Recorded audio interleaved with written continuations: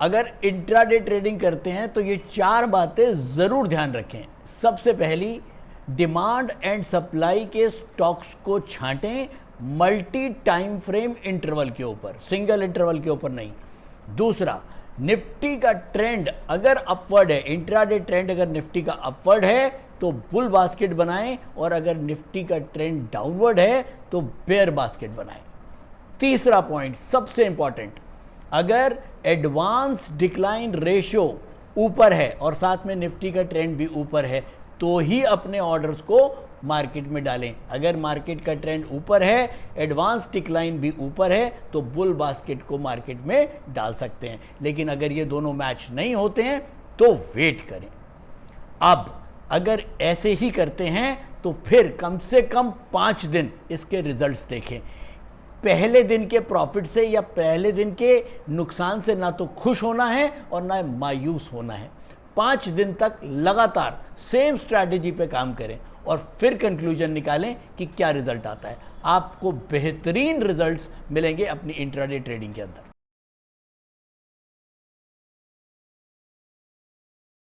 Video content has been made available for information and educational purpose only. Unidirectional trade strategy is a copyright content of IFMC.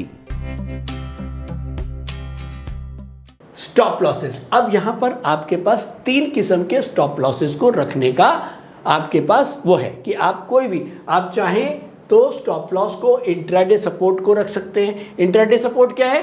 Biggest trend, आज का जहां से एक stock का biggest trend start हुआ है वो हमारा स्टॉप लॉस हो गया। इसको हम इंट्राडे स्टॉप लॉस भी बोलते हैं। उसके बाद दूसरा स्टॉप लॉस क्या है? डेली सपोर्ट, यानी कि कल का जो सपोर्ट है हम उसको, या आज का, अगर मान लीजिए मैंने कोई शेयर खरीदा और अभी उसका बिगेस्ट ट्रेंड 100 रुपये है, यानी कि मैंने 101 रुपये में अभी खरीदा है और आज का बिगेस्ट ट्रेंड 100 रुपये का सपोर्ट है, और कल का जो डेली सपोर्ट था वो 99.50 है, तो मैं यहाँ पर डेली सपोर्ट या biggest trend whichever is farther, जो दूर है उसको चूज कर सकता हूँ। समझ में आया? दोबारा बताता हूँ। पहला तो हो गया बिगेस्ट ट्रेंड को आप स्टॉप लॉस चूज कर लो, बिगेस्ट ट्रेंड यानी कि इंट्राडे ट्रेंड। एक हो गया आज का ट्रेंड, बिगेस्ट ट्रेंड, या कल का जो सपोर्ट है, इन दोनों में से जो दूर है वो मेरा सपोर्ट हो गया। तो यहाँ पर मैंने क्या किया, कल और आज में दोनों में जो दूर है उसको अपना स्टॉप लॉस रखा, तो ये हमारे पास एक ऑप्शन हो गया। उसके बाद तीसरा ऑप्शन है stop loss as maximum limit. यहाँ पर आप कुछ मत, आप ये कहते हैं कि मुझे ना तो बिगेस्ट ट्रेंड को स्टॉप लॉस रखना है, ना मुझे डेली सपोर्ट को स्टॉप लॉस रखना है, मैं तो बहुत फिक्स हूँ कि भैया मेरा स्टॉक अगर 0.5% से नीचे गिर जाए तो मेरा स्टॉप लॉस कट जाए, ये मेरा मैक्सिमम स्टॉप लॉस है। तो हम यहाँ पर इसको भी चूज कर सकते हैं। अब आगे कुछ एडिशनल पैरामीटर्स, वो क्या क्या हैं? एडवांस डिक्लाइन रेशियो, ये हमारे स्क्रीन के ऊपर आता है, एडवांस डिक्लाइन रेशियो। हम इससे क्या हेल्प ले, अब आप कैप्टन की तरह सोच रहे हैं, अब आप एक कैप्टन की तरह सोच रहे हैं कि निफ्टी का बिगेस्ट ट्रेंड अप है और मैं चलिए एक बुल बास्केट बनाता हूं और मैं ये सोच रहा हूं कि एक बास्केट में 4 शेयर लेने हैं, तो मैं उसमें से 3 स्टॉक को बाय करता हूं और एक को सेल करता हूं। एज ए कैप्टन मैं अपना इस समय डिसीजन बता रहा हूं। उसके बाद मैं आगे बढ़ा, मैंने कहा यार स्टॉप लॉस क्या लूं, तो मैंने कहा यार स्टॉप लॉस मेरे को 0.5% से ज़्यादा निफ्टी के स्टॉक्स हैं, अगर हैं तो 0.5% से ज़्यादा का स्टॉप लॉस नहीं चाहिए, और नॉन निफ्टी के स्टॉक्स के अंदर मुझे 0.75% से ज़्यादा का स्टॉप लॉस नहीं है। तो यहाँ पर मैंने मैक्सिमम को चूज कर लिया। तो क्या किया मैंने यहाँ पर तो बिगेस्ट ट्रेंड को चूज कर लिया, निफ्टी का कि भाई 80% से ज्यादा लोग इंट्राडे में काम करते हैं, तो उनके लिए ये जो अब एल्गो आएगा ये बहुत ही इंपॉर्टेंट होगा। सर इंट्राडे में एल्गो, मैंने तो ऑप्शंस में एल्गो सुने हैं, इसके बारे में थोड़ा बताइए। अभी तक आप लोगों ने एल्गो केवल ऑप्शंस के लिए सुना है, और एल्गो का ऑप्शन आज से नहीं 2008 से चल रहा है, लेकिन इंट्राडे अपने आप में एक बहुत इंटरेस्टिंग सेगमेंट है और 80% से ज्यादा लोग इंट्राडे में काम करते हैं, तो उनके लिए ये जो अब एल्गो आएगा ये बहुत ही इंपॉर्टेंट होगा। इसमें फायदा तो एक ये होगा कि जो बहुत सारी चीजें उनको अलग अलग जगह से ढूंढ के अलग अलग टूल्स और इंडिकेटर देखने पड़ते हैं, वो नहीं देखने पड़ेंगे, वो सारे के सारे एल्गो खुद ही फॉर्म करके दे देगा। और बड़ी बात ये, हमारा अगर मैं बात करूं IFMC का जो कोर्स ने आ रहा है उसके अंदर जो एल्गो के ऊपर बात करी है, उसके अंदर सबसे इंपॉर्टेंट चीज ये है कि जो डिमांड या सप्लाई हम किसी एक इंटरवल पे चेक नहीं करते हैं, कम से कम 8 इंटरवल्स के ऊपर हम डिमांड और सप्लाई को चेक करके बेस्ट स्टॉक टू ट्रेड के लिए निकालते हैं। निफ्टी का बिगेस्ट ट्रेंड के हिसाब से बास्केट बनाऊंगा। उसके बाद स्टॉप लॉस मैंने चूज कर लिया मैक्सिमम लिमिट वाला, कि जिसके अंदर मैंने अपने स्टॉप लॉसेस निफ्टी और नॉन निफ्टी के लिए फीड कर दिए। और उसके बाद अब मैं आगे निकला बाकी चीज़ों का मुआयना करने के लिए कि पिच कैसी है, कहीं नमी तो नहीं है। वो क्या है, वो हमने देखा एडवांस डिक्लाइन रेशो। मैंने ये देखा यार निफ्टी का बिगेस्ट ट्रेंड तो ऊपर है, यानी कि निफ्टी ऊपर जा रहा है, लेकिन एडवांस डिक्लाइन रेशो के अंदर जो डिक्लाइन वाले शेयर्स हैं वो ज़्यादा हैं। इसका मतलब क्या हुआ कि निफ्टी तो ऊपर जा रहा है, यानी कि निफ्टी के 50 स्टॉक के अंदर जो निफ्टी 50 वाले हैं वो तो ऊपर की तरफ बढ़ रहे हैं, लेकिन ओवरऑल मार्केट के जो स्टॉक्स हैं वो नीचे जा रहे हैं, तो खतरा बन सकता है।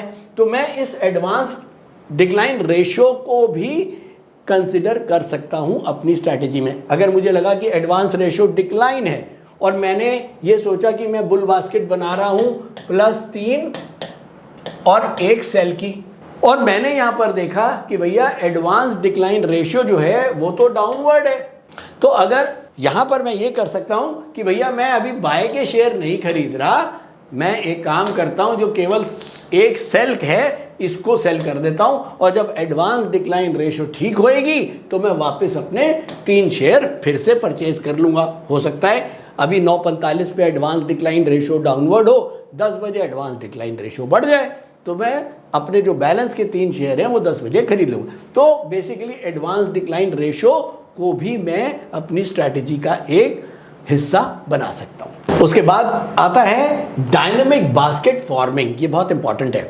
देखिए होता क्या है कि अभी निफ्टी का बिगेस्ट ट्रेंड बनना शुरू हुआ, 9:45 तक मार्केट ऊपर है, हमने बुल बास्केट क्रिएट कर ली। 10:15 बजे धड़ाम, यानी कि अब जो बीटी बुलिश था वो बेरिश हो गया आधे घंटे के अंदर ही। तब हम क्या करेंगे, तब हम जैसे ही निफ्टी का ट्रेंड पलट गया है तो हम एक बास्केट, बेयर बास्केट अब एक और बनाएंगे। पुराने वाले को टच करने की जरूरत नहीं है, वो जो डाल दिया वो डाल दिया। हमारे वो जो बॉलर्स और बैट्समैन हैं वो क्रीज पे हैं, उनको छोड़ दीजिए। उस मान लीजिए जब बाजार तेज था तो हमने क्या किया, सुबह सुबह 3 बाय और 1 सेल को हमने क्रीज पे उतार दिया। उसके बाद 10:30 बजे निफ्टी का जो बीटी है बिगेस्ट ट्रेंड वो वापस डाउनवर्ड हो गया। तब क्या होगा, हमें एक नई बास्केट फॉर्म करनी पड़ेगी, बेयर बास्केट, जिसके अंदर अब हम 3 सेल और 1 बाय करेंगे। तो यहां पर हम एक नई बास्केट फॉर्म करेंगे, इसको हम बोलते हैं डायनेमिक बास्केट फॉर्मिंग। यानी कि जैसे ही निफ्टी का ट्रेंड चेंज हो आपको अपनी नई बास्केट क्रिएट करनी है। तो एक तरीका तो ये है कि आपने सुबह सुबह जो भी निफ्टी का ट्रेंड है उसके हिसाब से अपनी बास्केट्स बनाई और आपने उनको मार्केट में डाल दिया, और उनके स्टॉप लॉस और टारगेट्स आपने सेट कर रखे हैं। वो टारगेट हिट होएगा तो टारगेट हिट हो जाएगा, नहीं तो स्टॉप लॉस अगर हिट होगा तो वो स्टॉप लॉस से आपको निकाल देगा। ये उनके लिए है जो ये कहते हैं यार मुझे तो 10 बजे तक ही ट्रेड करना है, उसके बाद मुझे ऑफिस जाना है या मेरे को और दूसरे काम देखने हैं, और वो सिस्टम पे नहीं बैठ सकते। तो जो लोग सिस्टम पे नहीं बैठ सकते हैं उनको इसको यूज नहीं करना चाहिए। डायनेमिक बास्केट फॉर्मिंग मतलब उनको जब भी ट्रेंड चेंज हो उसके हिसाब से वो बास्केट बना भी नहीं पाएंगे, क्योंकि वो सिस्टम पे है ही नहीं। तो इसको उनको इग्नोर कर देना चाहिए। तो ऐसे जो लोग हैं जो सुबह सुबह केवल कहते हैं भैया मुझे 5 मिनट 10 मिनट का टाइम है, मैं बस इसके अंदर ये लगा के देखूंगा, ये वाली स्ट्रैटेजी यूज करूंगा प्लेन कि भैया बैलेंस ही कर लेता हूं, मुझे नहीं पता आज मार्केट गिरेगा या मार्केट बढ़ेगा। ये मैंने देखिए ये मैंने येलो कर रखी है, अगर आप ध्यान से देखें ये सारी स्ट्रैटेजीज हैं जो हम अलग अलग इन कॉम्बिनेशंस के साथ, मैं अभी बात करता हूं, पहले हम इसको खत्म कर लेते हैं एक बार।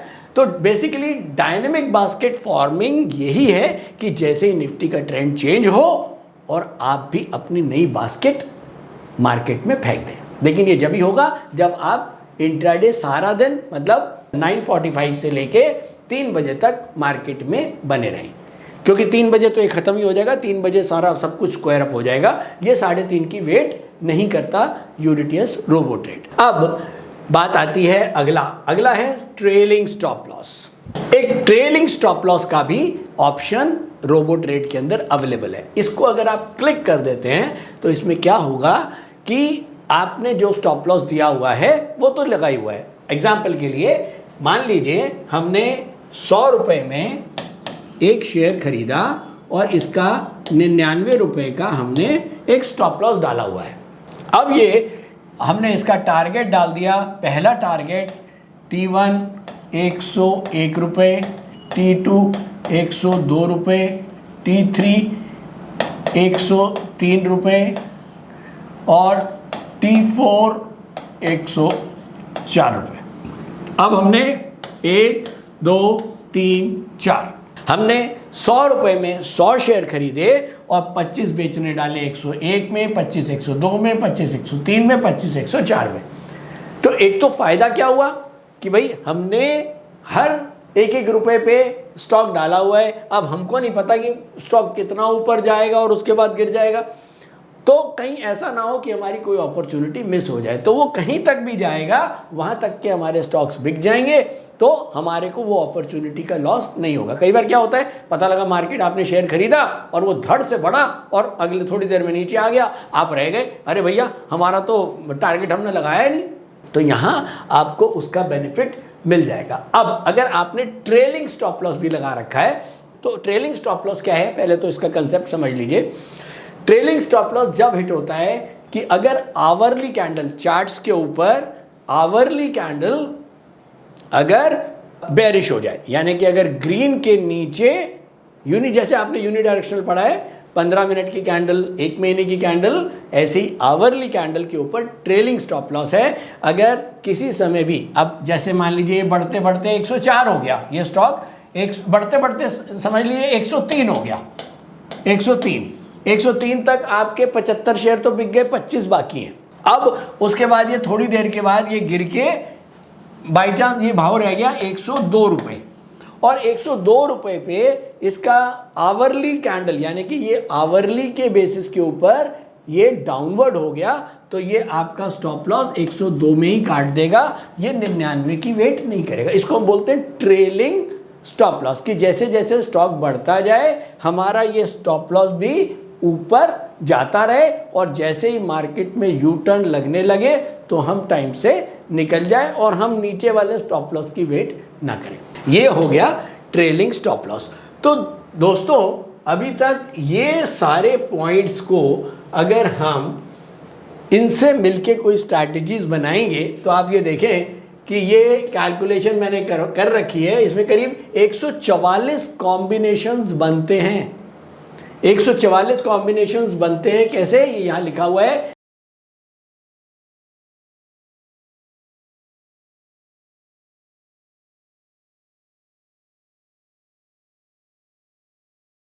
स्टॉक ट्रेडिंग के दौरान मुझे क्या खरीदना चाहिए और मुझे क्या बेचना चाहिए, मुझे कब खरीदना चाहिए और मुझे कब बेचना चाहिए, ये सवाल आपको परेशान करते हैं। तो चलिए सिंप्लीफाई करते हैं स्टॉक ट्रेडिंग को और निकालना सीखते हैं वो एक्यूरेट पॉइंट्स जहां हमें स्टॉक को बाय या सेल करना है। मेरे यानी मनीष तनेजा के साथ IFMC की यूनिटीएस स्ट्रैटेजीज से। यूनिटीएस यानी यूनिडायरेक्शनल ट्रेड स्ट्रैटेजीज, जो है हर स्टॉक ट्रेडर की पहली पसंद, जो बनाती है स्टॉक ट्रेडिंग को सिंपल, एक्यूरेट और स्ट्रेस फ्री। यूडीटीएस स्ट्रैटेजीज सभी इंटरवल्स पे काम करती है, चाहे वो इंट्राडे हो, पोजिशनल हो या लॉन्ग पोजिशनल हो। मेरे 26 सालों के एक्सपीरियंस और एक्सपर्टीज का निचोड़ है यूडीटीएस। IFMC की लोकप्रियता का राज है उसकी copyright strategies and IFMC is unchallenged leader in stock market education. IFMC is now a school of 10 million learners, awarded twice by Delhi City Icon Awards. So let's begin UDTS online course by IFMC.